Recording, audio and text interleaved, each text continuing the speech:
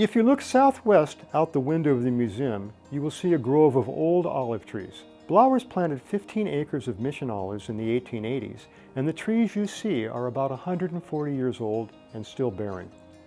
During the 1880s, he reduced his raisin and table grape acreage and replaced the grapes with olives and plums. Prunes and olives were logical extensions of Blowers' experience and expertise in fruit growing, processing, and marketing. Blowers claimed to have dehydrated the first prunes in California, although that is difficult to prove.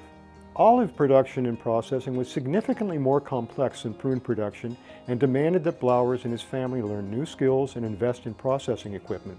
Ultimately, Blowers never went into large-scale production of either cured olives or olive oil.